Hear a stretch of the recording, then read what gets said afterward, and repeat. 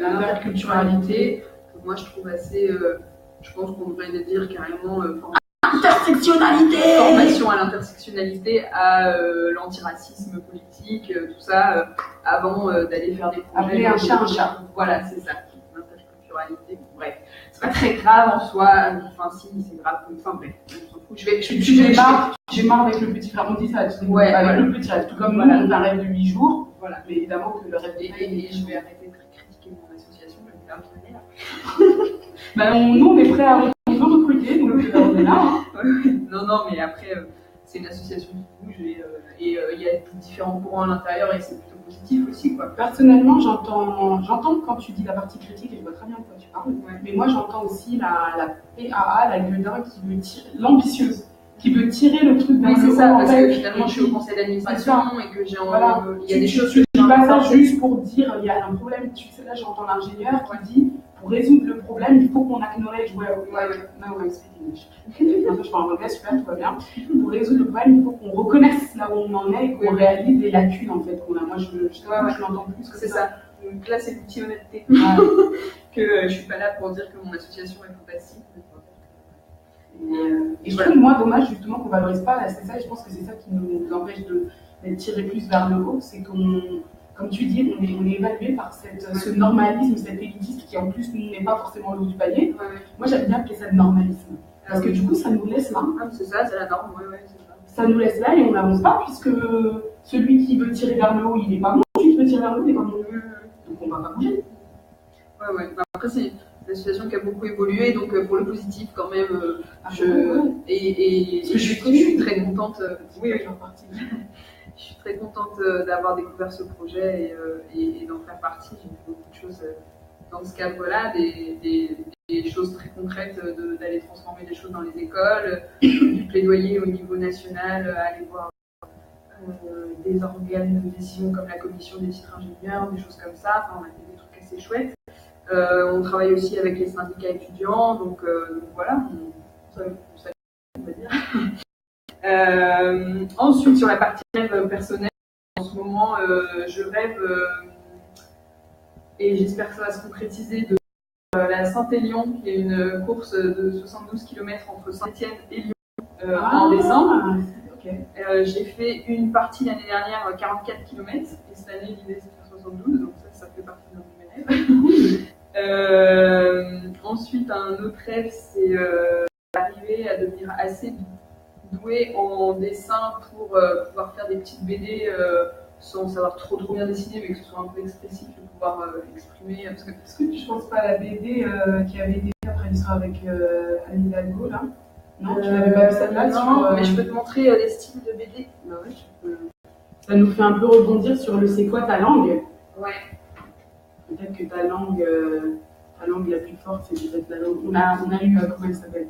On a eu un jeune qui a dit que ta langue, c'est la langue du dessin, justement. Ça, c'est la Emma, qui, alors, si j'en montre une, je vais en montrer au moins une avec un clitoris, non? Ah. Bienvenue dans la style. Alors là, moi, c'est oula, c'est moi qui suis dépassée là. Voilà. D'accord, ça n'était pas prévu. Alors là, on va revenir maintenant. Voilà. On ne connaît même pas. C'est Emma, peut-être ses dessins d'accouchement, très bien. Non, mais c'est des dessins un peu comme ça. Elle avait fait quelque chose sur la charge mentale qui avait beaucoup tourné sur Internet. Enfin, c'est une blogueuse, quoi, qui fait des choses assez politiques. Après, elle, je l'adore aussi, c'est une commande aux culottes de Myriam. Elle fait des dessins plus très très expressifs comme ça. On ne saurait pas dire si c'est joli, mais c'est rigolo. Et moi, j'aimerais bien arriver à faire des choses un peu dans ce style-là, quoi. Juste arriver à exprimer des choses avec des petits dessins. Et puis celui-là, je vous le montre juste pour faire un petit peu de pub. C'est une fille qui était avec moi en CM2, que j'ai vue par Facebook, qu'elle faisait de la BD. Et c'est plutôt chouette ce qu'elle fait. Elle raconte la vie quotidienne. Et elle s'appelle Aurélie Joly. Ça s'appelle Les mémoires d'une jeune fille pas rangée. Et alors il y a des petits trucs dedans où je suis pas d'accord. Genre il y a un moment où elle, comme elle est enceinte, elle dit oh chérie, j'ai mon plus gros cauchemar qui vient d'arriver. J'ai les cuisses qui se touchent. J'ai envie de lui dire moi j'ai j'ai écrit depuis toujours. Oh merde. Voilà. Mais en dehors de ça, le bouquin est quand même pas mal. Donc, voilà, je viens de le lire. Voilà, j'ai fini la section pub. Donc, dans les rêves, j'ai dit abolition des privilèges, courir, faire de la BD pour écrire des articles, tout ça. En fait, le problème, c'est qu'à Ingénieurs sans frontières, on tombe dans le problème de la gestion de projet, où on a un budget pour faire des choses, et du coup, on a des problèmes à... Il y a plein de choses qu'on aimerait faire qui ne sont pas prioritaires, et du coup, on ne les fait jamais. Et du coup, ça, c'est des choses pas prioritaires que j'aimerais faire. Voilà. Du coup, vous partez du comment plutôt que de partir du quoi? Bah, on part du... Parce que le budget, peut-être qu'il faut que j'explique ce que j'appelle un comment. Ouais. Chez Honesty, donc, on a donc notre cœur comme QG, donc le Hard Quarter, et on a un outil de travail, un rétro-planning sur lequel voilà, et on est dans la gestion de rêve, du coup, on est dans la gestion de projet. Ce qui veut dire qu'on part du qu'on appelle le quoi structurellement. C'est-à-dire, qu'est-ce que je veux avant de me dire j'ai tel outil? C'est ce que je veux dire? Ouais, bien sûr. Parce que si on fait les choses en fonction de l'outil, on va faire les choses en fonction de l'argent. Ouais. Mais là, le problème, c'est que du coup, comme on a des financements qui nous financent quand même des salariés, il y a des demandes particulières et du coup, on est obligé de faire des choses. D'où le crowdfunding, voilà.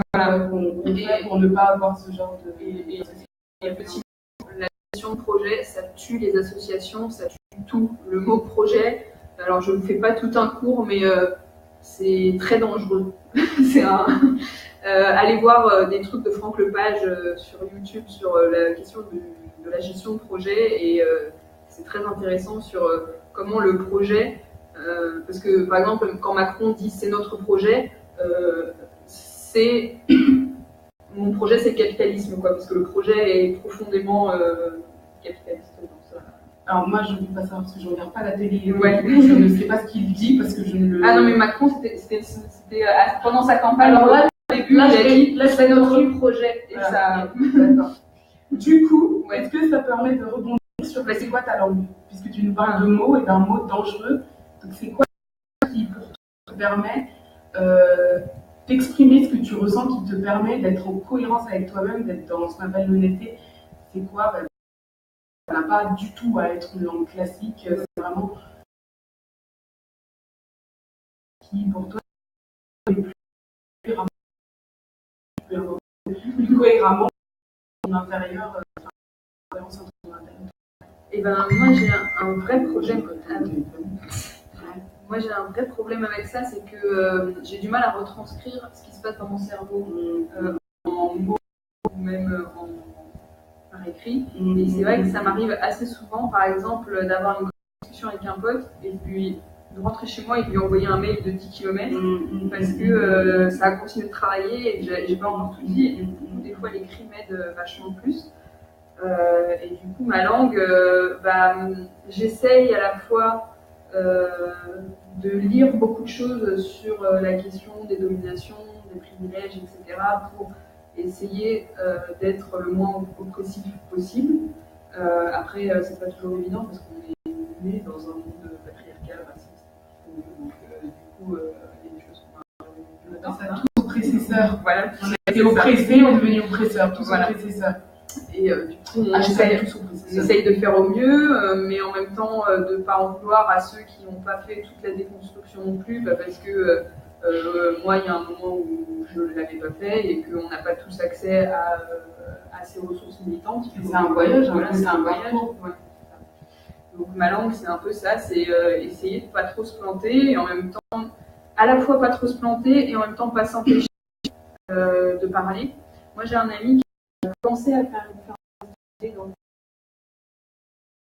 et en fait, moi, ce que je raconte, j'ai l'impression de parler de mes problèmes, alors qu'il y a des gens qui ont des problèmes bien plus gros que ça et tout ça, et tu sais, mais chacun a des choses à raconter et il y a un moment où oui, bien sûr qu'il y a des gens qui ont des problèmes bien plus gros que toi et il y en aura toujours. Alors là, est-ce que je te fais une petite pincette? Je te fais une petite pincette comme la fille qui a ses cuisses qui se touchent. Oui, ah bah oui, exactement. Parce que je pense que ce sont des langues. On a la première interview qu'on a faite avec Sugar Mama de Letty, son mari.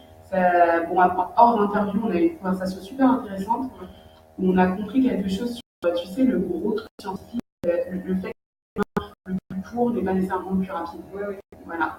Et ce qui se passait, c'est que j'ai trouvé, nous avons trouvé une image très parlante. Alors en fait, t'en as un qui a les mains sur sa tête comme ça, et tu lui fais une confidence. Donc tu lui fais une confidence, ça veut dire que tu lui donnes un bout de ton cœur. Sachant que le cœur, c'est quand même un organe primordial et que sans un bout de ton cœur, tu ne peux pas vivre. Et en fait, comme lui, il est comme ça, bah, le chemin le plus rapide pour combler le trou que toi, tu viens de te faire en donnant un bout de ton cœur, c'est de prendre un bout de sa tête et de le mettre dedans. Ouais. Ça, c'est rapide. Par contre, le bout de tête ne fera pas battre le cœur. Par contre, le chemin le plus court pour atteindre, parce que il y a une notion d'atteindre l'objectif. Tu commences, mais tu sais pas où tu vas. Par contre, pour, c'est justement de baisser ta main et d'aller à son propre cœur et de donner un bout de cœur, ce qui prend plus de temps. Donc, je pense que cette image, elle est très puissante, qu'il faut qu'on continue de la travailler, voilà, moi j'ai écrit un petit poème, j'en parle beaucoup, et je pense qu'en fait, c'est ça le truc. Je pense que c'est ça qui fait qu'on a tendance à... On s'agit dans tous les sens, mais on sent qu'on n'est pas efficace, on n'est pas efficient, et du coup, j'avoue, j'ai un peu perdu d'où on était parti, mais je savais très bien. Non, on en était, tu parlais de ton nazisme. Voilà, donc qu'est-ce que j'ai essayé de dire, c'est on en est dans c'est quoi ta langue.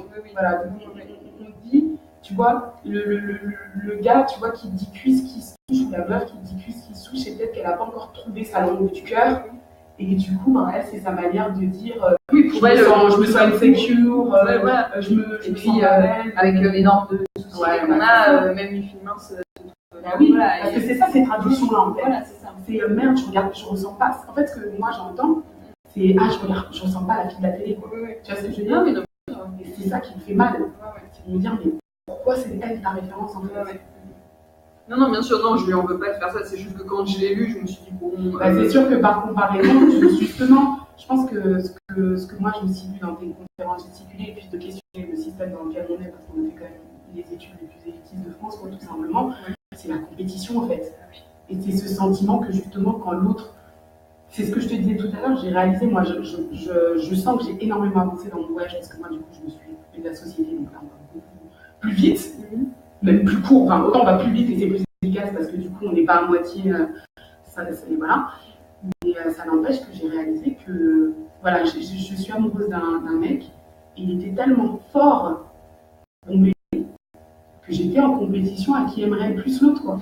Non mais j'ai réalisé là, ça fait 1 an que ce mec-là, je n'ai pas parlé, 1 an après que je réalise et je réalise que puisqu'il me donnait tellement de soins, il me soignait tellement que moi j'étais le soigner aussi, alors que j'ai pas beaucoup de traitement.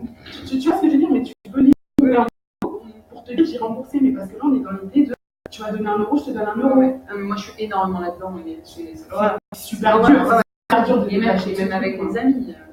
C'est archi dur, d'où la question d'après qu'on va peut-être pas faire, je sais pas si tu veux. La question d'après, c'est quel genre de partage tu de vos têtes quand je pose cette question parce que tout le monde fait une tête genre la première comment elle s'appelle, elle fait Sista dans votre corps. Ma mère elle fait oh. Alors H c'est H Sista de H et de H de Honesty. Donc quelle de Honesty tu voilà, c'est un mais en fait ça part d'un poème. Du coup moi